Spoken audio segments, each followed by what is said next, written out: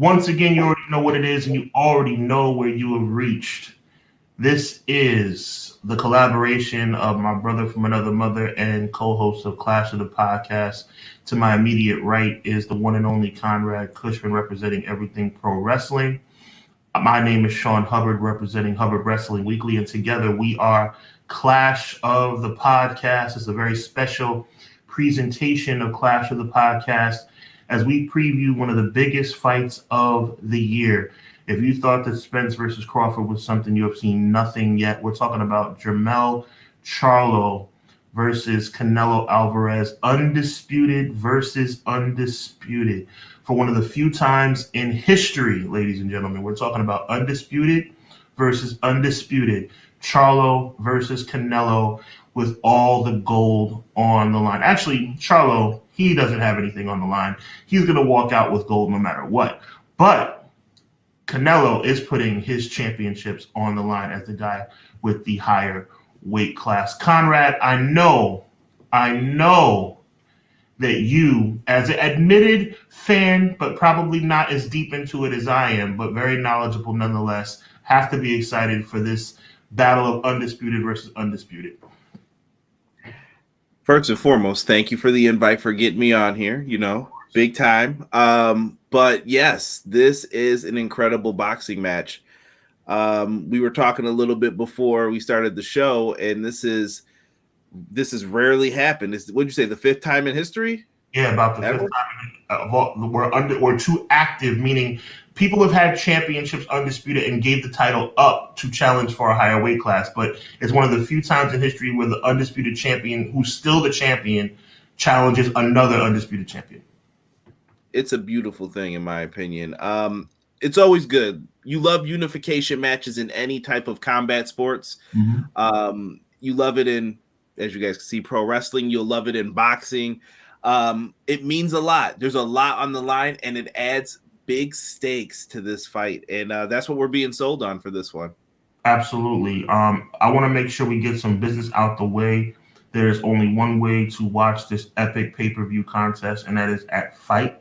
Make sure you go to FITE.tv and make your order now for what will be undisputed versus. I think I should be the one getting credit for that. I don't think it's being billed as undisputed versus undisputed on the flyers or anything, or on the press ads. I think I've been the one talking about that. So let's roll with that. Undisputed versus undisputed Saturday night. Make sure you go to FITE.tv to order Canelo versus Charlo for the undisputed 168-pound championship, with obviously the 154 belts not on the line. But it's an epic situation where you have champion versus champion, undisputed champion versus undisputed champion. As my educated partner just pointed out, as we were in pre-production, what a step up for Charlo to not jump up one but two weight classes to challenge for Canelo's championships. That's it.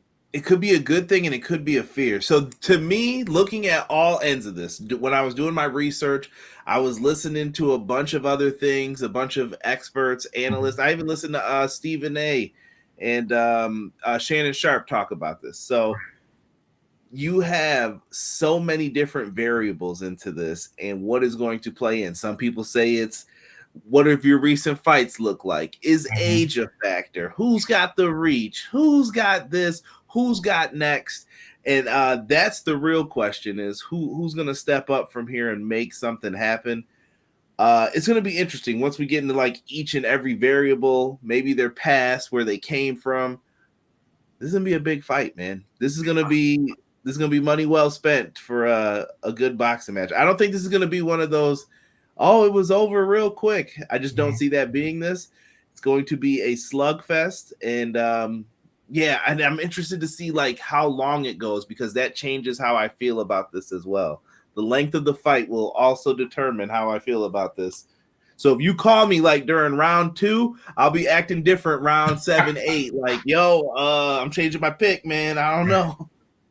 Well, I want to piggyback off of that astute point you just made, because for me, we're talking about the undisputed super middleweight championship, and we're talking about the undisputed light middleweight championship. I mean, we're talking about two of the best fighters in the world going toe-to-toe for all the gold, right? I mean, we have a chance for, I mean, let's call a spade a spade. We have a chance for Jermell Charlo to walk out with, what, 8 belts? That's massive.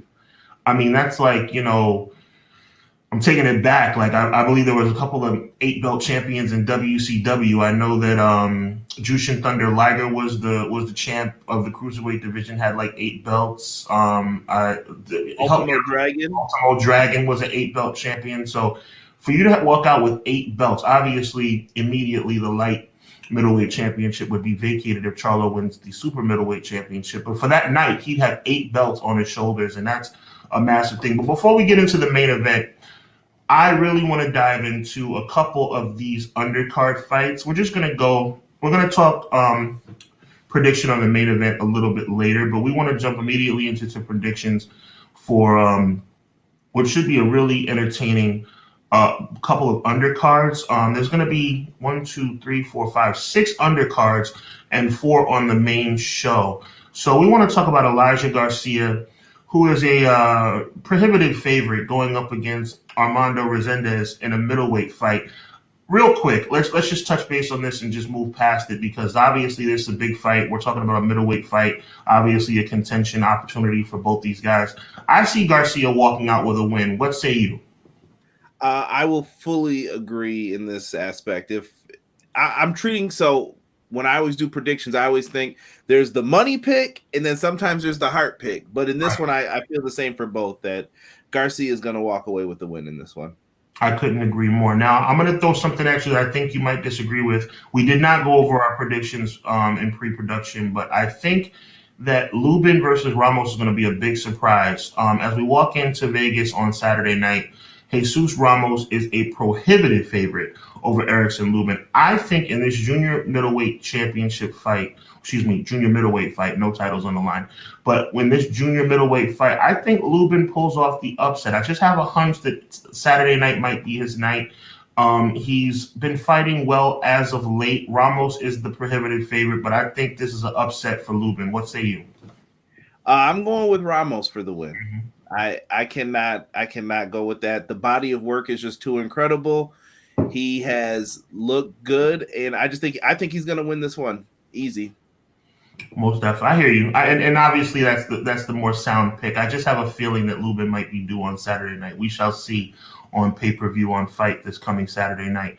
Moving forward, now I want to touch on this a little bit more than the previous undercards, because we're talking about some serious opportunity for the winner.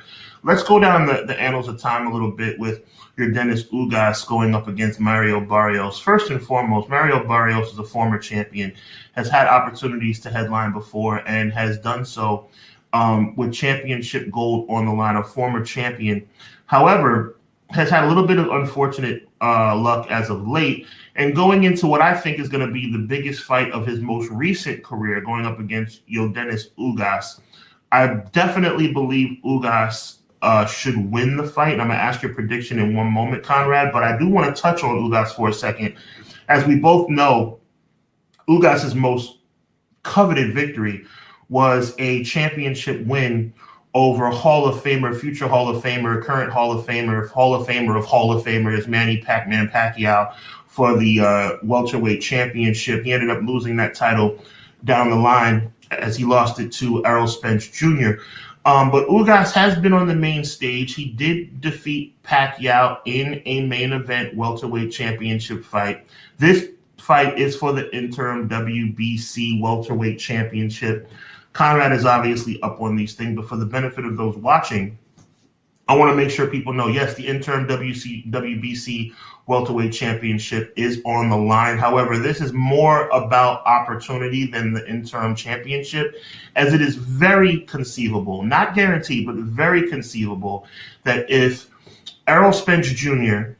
and Bud Crawford, who more than likely will run it back in December or January, whoever wins that could probably have a situation where the winner of Ugas versus Barrios will be in line for a title shot, especially, of course, Conrad, if Crawford wins, because obviously if Spence wins, there'll probably be a trilogy. But the point is, Ugas versus Barrios, interim WBC welterweight championship, but more importantly than that, keeps both fighters relevant in the 147-pound championship title picture. Who do you think walks out victorious? So remember what I was just saying about you have this pick, the money pick, and then you have this pick with your heart. My heart wants me to pick Barrios, but my head is telling me to go with Ugas. You know what? For the sake of being different, I'm going to take the underdog in this one. I'm going to go with Barrios. I feel like I could go either way, but like you said, maybe a little bit of luck's on that side that night, and Barrios pulls it off. I mean, I'm gonna, as I said a moment ago, I like your pick. I'm gonna go with Ugas. I think that he's able to pull one more rabbit out of the hat to become the interim WBC champion. Does that mean that I think he will go on to achieve something massive, facing the potential winner of Spence versus Crawford? I'm gonna go on record right now and say no. But that doesn't matter. It doesn't matter what the future holds. All that matters. Big shout out to my good friend, our good friend Joel, who talked about this with me also during the week. At the end of the day, all this fight is about is being relevant at 47 after this fight is over. The winner of this fight is in the mix for Crawford and Spence down the line. So that's all that matters, and that's the bottom line. So I say Ugas, you say Barrios. Either way, in an age where I'm gonna get a little cynical here. In an age where the undercards have been a little suspect on these big pay-per-views, I'm really excited to see two former champions fighting in the co-main event. I agree with you on that. I think one of the things that has been missing from boxing overall is that big fight feel. And you need matchups where it's the two former champions are battling it out. They're trying to get back into the saddle, trying to get a championship, whether it's interim or not. You need those type of matchups to get people going. And I think the undercards are important to boxing. We were just talking about, what was it, Tyson and Holyfield you had just mentioned? Yes, 1996. Yeah, like those are important moments to remember. I'm a guy, if I'm going to be spending 80, 70, whatever the price is, $100 on these shows, I want a complete show. Yes. And I know that the fine people at FITE will have this on there, but you gotta make sure your card delivers from top to bottom.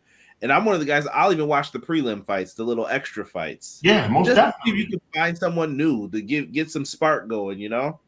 But that's how I'm treating it, at least for the whole card. Couldn't agree more. Really fired up. Want to give a big shout out to Joel in the building. Appreciate you for being here tonight. Obviously, big shout out to M. Leezy Fo Sheezy in the building. Appreciate the love and support, my G. And on the record for the masses to hear, big shout out to my brother Conrad for being here. Appreciate you so much, my Clash of the Podcast brother. Every Monday night, 6:05 Eastern Standard Time on the Everything Pro Wrestling channel. And make sure you check out his Wednesday night show with my brother Derek as they do AEW review shows every Wednesday night around 10:15 every Wednesday.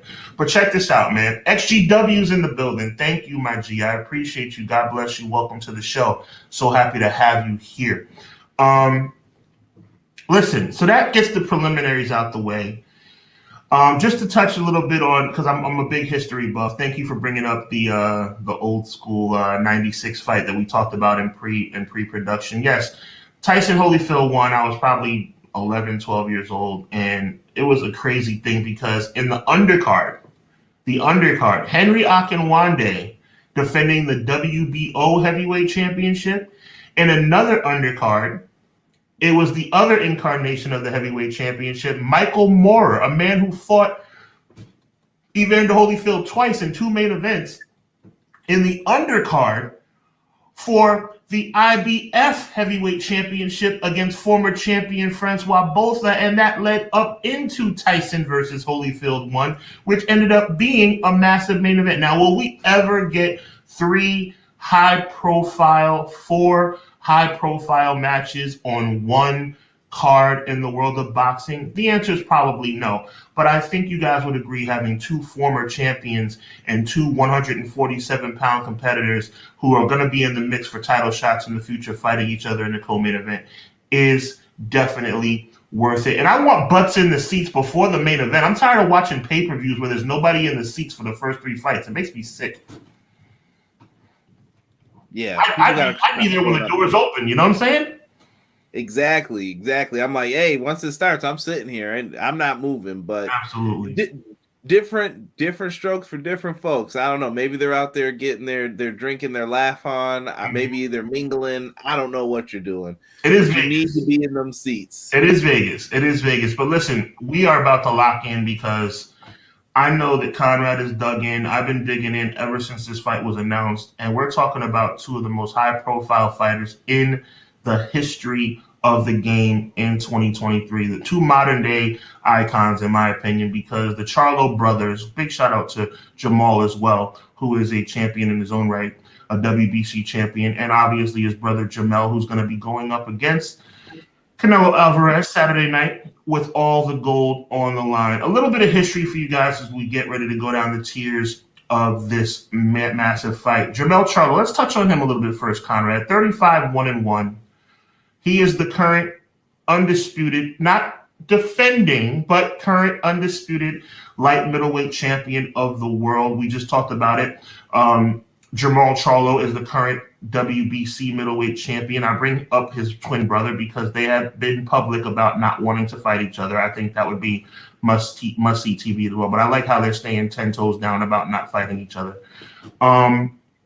Undefeated through his first 31 fights, Jermell won the light middleweight championship, the vacant light middleweight championship in May of 2016 against John Jackson by 8th round TKO. And then ran into a little bit of a roadblock in his career, a shocking roadblock. And it was a night that was all about the Charlo brothers, Conrad. I don't know if you remember this. That night, he and his brother co-main evented the same pay-per-view. And Jermell, who was preparing for his title defense later that night, watched Jermell lose in shocking fashion to Tony Harrison, where he lost the WBC belt. Do you remember that? Oh my goodness, dude. I don't know what happened that night. I know my money would have got taken. My money would have gotten taken that night if I had a bet. I couldn't believe it. But these things happen though, you know. Tyson, Buster Douglas, like sometimes you just don't know. Look at Ruiz. Look at people make memes of this dude now, but I'm like, he still won. He still held it down when he needed to. Yeah. So you can't really clown these guys for I shouldn't even say clown. You can't sleep on them either if you're across the ring from them. Like anybody can get you. You can get caught slipping. That chin's only but so hard, man. You might go down. It could even be a rib shot. You might just go down. So yeah, the Tony Harrison L was just crazy. It was, and it was something that really rocked Charlo to his foundation. I saw some interviews sometime around the new year of 2019 going into February where he really was, second-guessing himself. He felt like he really let his family down. Like I said, it was a really unique pay-per-view because what they did was, and by the way, I would love to see this again, what they did was they had both brothers main event, but it wasn't just that Jermell was the undercard co-main event for Jermell. What they did was they had a double pay-per-view. Yes, a double pay-per-view. I'm talking about 3 undercards, and then Jermell defending against Harrison, and then 3 more undercards, and Jermell defending his champion. It was like a 7-hour pay-per-view. It was awesome, but it didn't go according to plan. Jermell dropped the title, but he did regain the belt a year later by 11th round KO. Very dominating victory over Harrison to regain the WBC light middleweight championship.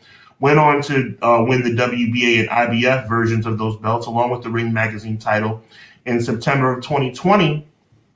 And it just put him in a position where, you know what? Now we stand, and I'm going to throw it to you, Conrad, as he holds all the gold and has become the king of the light middleweight division. He's now setting his sights on what will undoubtedly be the biggest victory of his career Saturday night. This would be something that brings Jermell Charlo, who I hold in very high regard, but from here to here. And I'm talking about stratosphere. He wins this fight on Saturday night, and Jermell Charlo has arrived. What are your thoughts? I think if he is able to put this into perspective, jump up 2 weight classes and get the win, he could make himself a box office name. Mm-hmm. Now, that's the key in boxing. You could just sell the show with him on it. Mm-hmm. He can call the shots then if he gets this win. The real question is, how does he want to approach it after? I mean, is he going to stay at this weight class? I don't know. I don't know what happens with this, but I know that I will agree with you that if he gets this win, he is launched into a different stratosphere. He will be someone that they're calling to sell the pay-per-views on moving forward. And I know that they're calling him now, but he will be the guy. Brother, no brother, I need you on this card to fight. No matter what, I will pay you blank check. What do you need? Okay. Yeah. Like I said, there's no more Money Mayweather running around here doing this stuff all the time. So they're looking for a new star. The bag is on the table is what I like to tell people. Yes. Write the blank check, give him what he wants, and let's make some things happen. I mean, he stands on the doorstep of greatness. Now, if he loses this fight, he still remains the undisputed light middleweight champion. But it's like you feel like, man, even at that point, if he was at that point, he would be 35-2-1, you know, still undisputed champion. But it's like, man, like just thinking about where this would catapult Jermell Charlo in the pound for pound best fighter in the world conversation. But here's the thing, though. Here's the thing, and I'm going to throw it to you because I think I already know your prediction for the fight. We're going to save it for the fans later on. But here's the thing. Had this fight taken place 5 years ago, well, it wouldn't have because Charlo wasn't who he is now 5 years ago. But for argument's sake, it probably would have held a little bit more standing, which is probably giving you a little bit of insight on what my prediction is going to be. Because Canelo has been struggling down the back end of his career just a smidge. Just a smidge. Let's go down the tiers of this future Hall of Famer's career. The current undisputed super middleweight champion, 59 wins, 2 losses, and 2 draws. Early career, we all know, came out of the gate super strong. Fight, win every single time. 24 years old, he steps up, similar to the way Jermell Charlo stepping up to him on Saturday night, to the Hall of Famer Floyd Money Mayweather. And at 24 years of age, he took that L, the first L of his career. But I remember, and I'm sure you would agree, when he took that L, the consensus was Charlo wasn't ready. Let's not hold it against him. You know, Charlo wasn't, he was young, he was inexperienced. Mayweather took advantage of the fact that he was young and inexperienced. To Mayweather's credit, because Mayweather fought him when he fought him for that purpose, similar to the way he fought Canelo too early, just like he fought Pacquiao too late. I'm not mad at him. That's smart. He did it to his advantage. He controls the cards, baby. That's what happens when you're the star. I call the shots, and that's what I want to do. Amen to that, bro. So he went ahead and lost to Floyd Mayweather, and then he went on another run. And that led him to September of 2017 in Madison Square Garden, where he faced the one and only Gennady Golovkin, Triple G. And man, oh man, I mean, the draw heard round the world. I mean, this was almost as controversial. I'll say almost as controversial as Richard Steele stopping the fight on Meldrick Taylor with 2 seconds left against Julio Cesar Chavez. I put it in the same category because I truly believe that Triple G got robbed. But it turned out to be a draw. It turned out to be a situation that led to a rematch down the line, but it would take a long time to get that rematch. But either way, they would fight again where Triple G would lose to Canelo the second time around. And it would be a long run for Canelo. But talk to us about May of 2022, Conrad, because he had the little hitch in his giddy up, as my dad would say. Big shout out to my dad, where he fought and lost to Mayweather very young, 24 years of age. Nobody really held it against him. People thought he escaped against Triple G. I thought he escaped. But he went on a run 8.5 years. 8.5 years after the Triple G fight. And we're talking about May of 2022. And in a similar fashion to the way Charlo's stepping up in weight class on Saturday night, so did Charlo against Dimitri Bivol. And things didn't go quite according to plan that night. Yeah, Bivol caught my guy slipping a little bit. He was he took that L. First loss though in 8.5 years. I mean, that's got to stand for something in the books, though, right? I mean, whether you're a fan or not, that's a long time to go without an L. Listen, he wasn't the better man that night. That's all I can say. Like it hurts a little bit, but going through this and weighing these out, though, there is something that I like about Canelo's journey to getting to this point. Talk about that, bro. It's beautiful because watching somebody go from I'm 24 years old, I'm fighting the biggest fight of my life against the biggest boxer, the biggest boxing draw, some would say, in history. Argue with whoever you want. Do with money. All right. We paid for that show. I remember. Yes. Actually, now that I'm thinking back about it, it was like a bunch of friends, $10 a piece. Come on, let's watch this. Come chill at the apartment. And it was just crazy how everything happened. And when I look at all of these fights, then he gets into he gets his first loss with Mayweather. He gets into it with Triple G, gets the controversial draw. This is like fight night material when you do like the career modes in the boxing games. All right. Yes, sir. All right. And shout out to that Undisputed boxing coming out. I need a release date. Stop playing with me. Please. So when you're looking at that, though, like, it's amazing that you went to the draw. Then it's like, well, if you get a draw, nobody wants that. Nobody wants the draw. So you got to go back, rematch it again. He gets the W. Then when he thinks he's finally out of it, 8.5 years, I'm making moves, I'm doing this. Boom. Done again. Done again in another fight, man. The boy Dimitri just had to get him. Oh, my goodness. And then he wins a trilogy fight against an older, we'll say, Triple G. Right.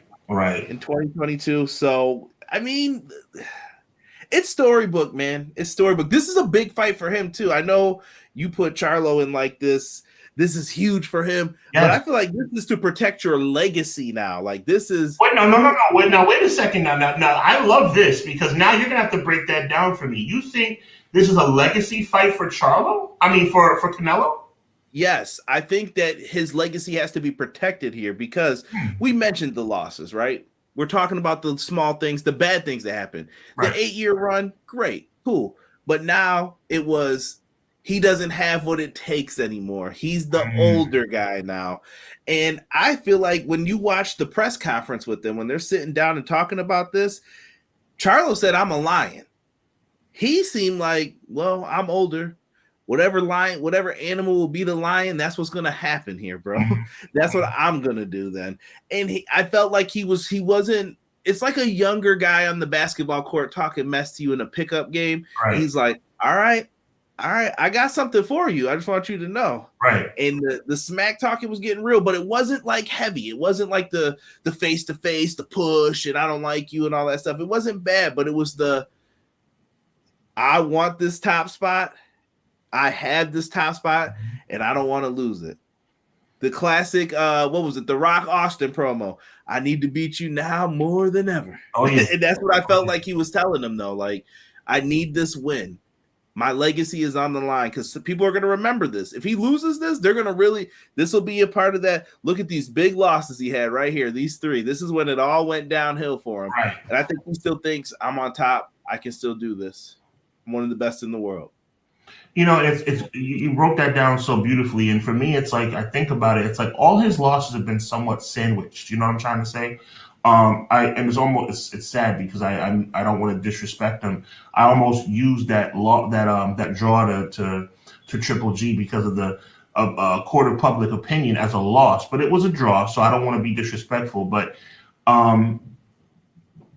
for me, like I said before, and I think you would agree, I don't hold the Mayweather loss against him.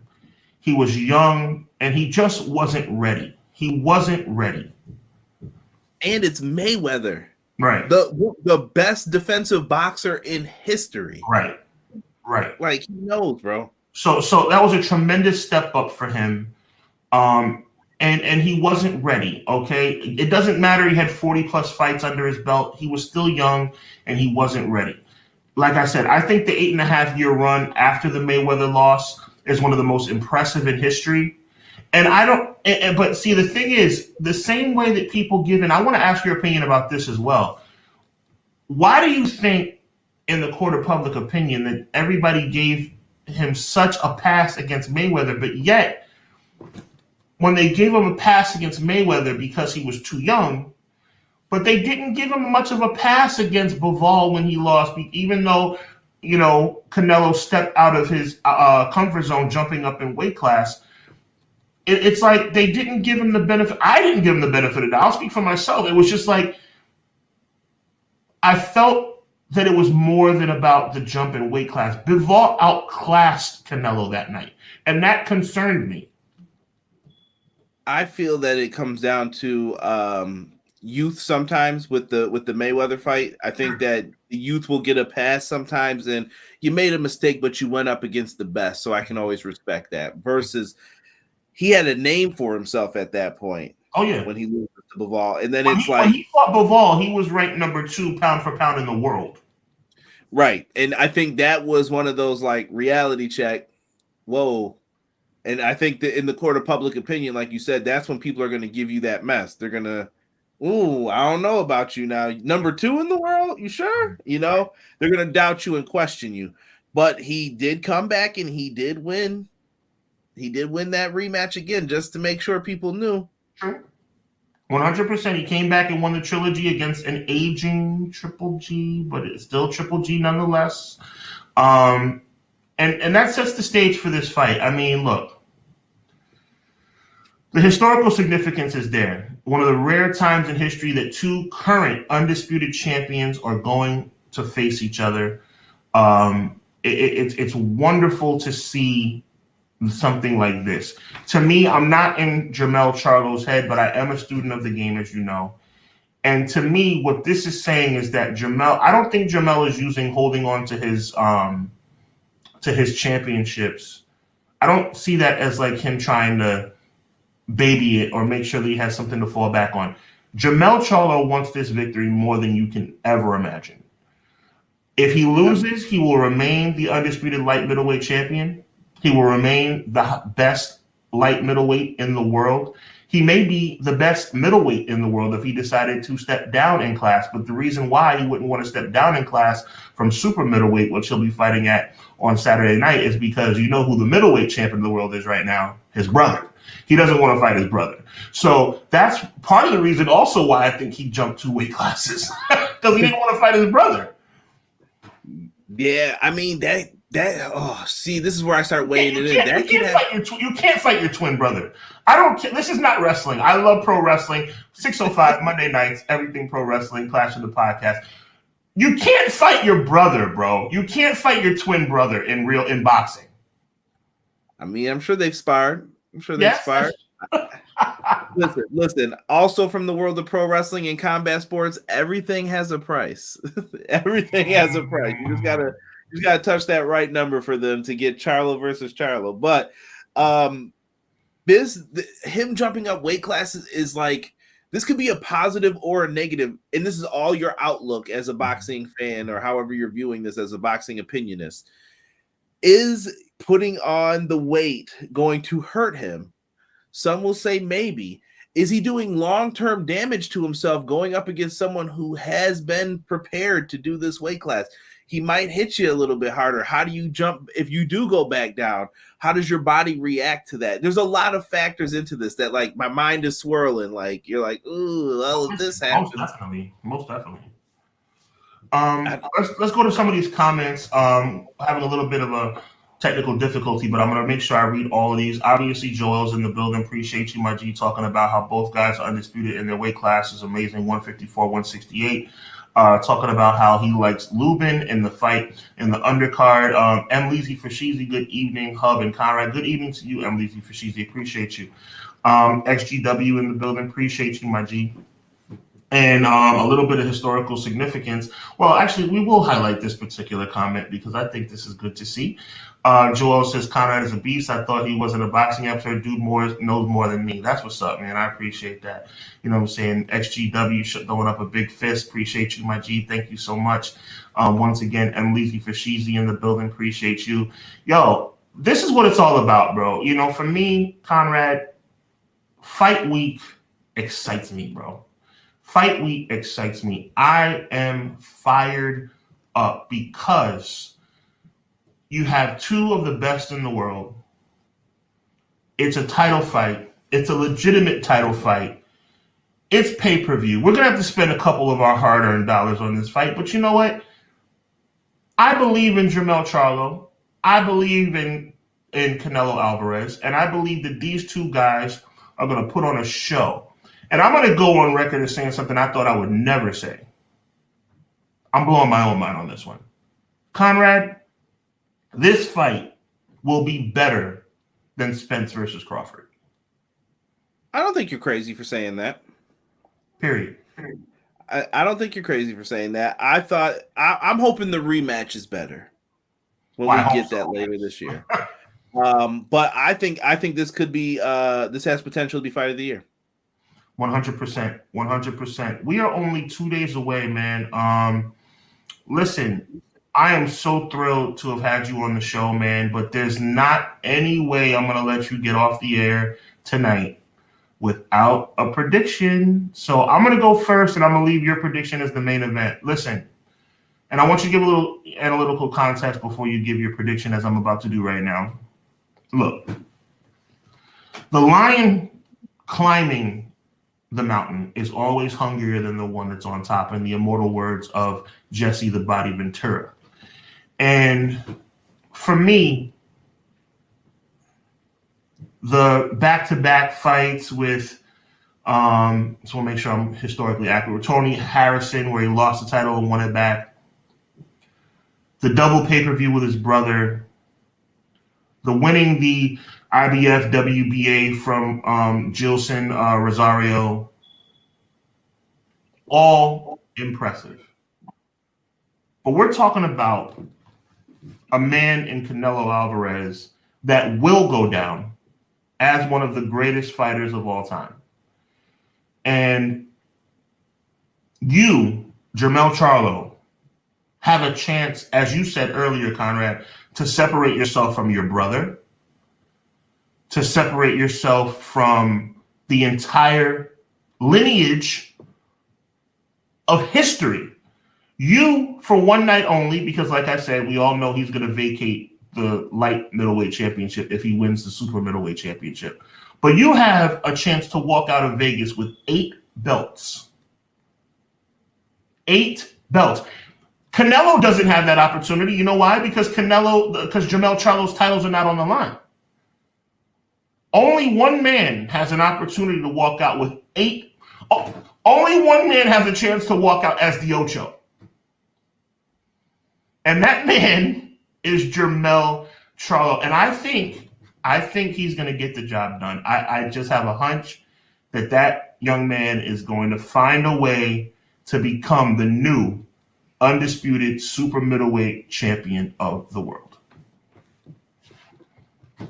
That's tough. That's tough. You're coming in here with a very, very, very convincing prediction. I told you going into this, probably until a couple hours ago, I was not sure who I was going to pick for this. I still feel like I could change my mind before this fight happens. Mm-hmm. There's so many factors into who's hungrier. Like you said, there was Charlo at the press conference saying that he is the lion. He was feeling it. He sounded more cocky than Canelo. Canelo seemed laid back in this. He seemed very I've been here before kind of swag. Right, but I like that though. Mm-hmm. I do like that. This is not a big deal. Mm-hmm. Relax, buddy. And I'm interested to see what happens once they get in the ring, because I think them hands are going to do the talking for all of us as boxing fans. But I'm going to view this from a different lens, a little bit, little different glasses on here. Give it to me. I believe Canelo is going to fear about his legacy in this. I think he wants to be perceived a certain way as one of the best of all time, and he needs this W for that to happen. I think if he can get this W, I think it'll cement him. I know you feel it. I probably do as well, that he is, no matter what. But there's going to be some doubters after this if he takes an L here. Right. I think he wants to show everyone, you don't step up to me and do this without expecting something to happen back. I know what I'm doing. I've been here before, and I'm going to show you why I'm one of the best in the world. And he's got to do that to convince people, like, I deserve to be the undisputed super middleweight champion. That's why I'm here. That's why I do what I do. I hear that, man. Well, this and so many other reasons are the reason why I will be dialed in and tuned in to FITE Pay-Per-View on Saturday night. A special start time. Make sure you guys remember, I know all of us are somewhat used to let's talk about big shout out to Tanisha Matlock in the building. Welcome to the show, and very good question. No concerns about long layoff hand injury? Yes. I mean, there's definitely a concern about that, and I think that's going to play a factor, but I just think motivation and drive are going to rule the day on Saturday night. Great question, Tanisha Matlock. Welcome to the show. Hope to see you again more often. Make sure you check out Clash of the Podcast 605 on Conrad's channel, as well as come back to Hubbard Wrestling Weekly. Thank you for being here. Very much appreciate that. The hand injury is definitely something to take into consideration, but I think at the end of the day, adrenaline, the moment is going to carry the day, and I think that at the end of the day, it's going to be a great fight no matter what. You make a compelling argument for Canelo. I think I made somewhat of a compelling argument for Charlo, and that's why we're going to be tuned in live on pay-per-view on FITE this Saturday night. Again, special start time, 8 o'clock. I know a lot of us FITE fans are usually used to that 9 o'clock start. This pay-per-view is at 8 o'clock. I really like that only because, having walk times and ring walk times for West Coast pay-per-views, to genuinely are somewhere around 11:30, 12 o'clock at night. With the 8 o'clock start, it's somewhere around 11:15, 11:30. I haven't gotten an official walk time yet. Make sure you check HubbardWrestlingWeekly.com, as I will be giving you guys the official walk times as we get closer to the pay-per-view. But make sure you go to FITE.tv to order the pay-per-view. It's a very easy clickable feature to just order the fight. It takes about 3 or 4 clicks. Make sure you check out Conrad Cushman on his Wednesday night show with Derek on Wednesday. I'll let you plug your own stuff, brother. Let my brother Conrad talk to the people, man. Listen, before we get out of here, man, tell everybody where they can find you. You guys can find me. Type in everything pro wrestling on YouTube. You guys can give me a subscribe there. I'm at EPW Show on most of the platforms, Instagram, Blue Sky. If you guys have it, I'm on there. I'm everywhere. So just type in at EPW Show. Even on YouTube, it'll pop up. So me and Sean host Clash of the Podcast every Monday, live 6:05 Eastern Standard Time. We get into a lot of pro wrestling history, current day pro wrestling. We talk, we laugh, we disagree, we laugh some more. That's what pro wrestling's all about. It's very subjective, but we have a good time doing it. And then on Wednesdays, me and Derek usually cover AEW Dynamite. We cover all things concerning AEW, and then we also do pay-per-view reviews when we can as well. No doubt, no doubt. So make sure you check out my brother, man. He's gonna be he's all over the place with at least 2 weekly shows. And then when pay-per-views and WrestleMania season, Survivor Series season, this dude is all over the place.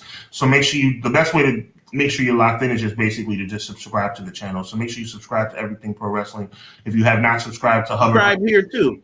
Thank you, brother. I appreciate you, man. And make sure you go to FITE TV and order the pay-per-view, man. FITE.tv, excuse me. And make sure you order the pay-per-view, because I'm not just blowing smoke here. I'm really excited about this fight, and I think I love to see somebody on the precipice of greatness. Canelo's already reached that. I think Jermell Charlo is on the doorstep of greatness, and I think he walks through that door on Saturday night.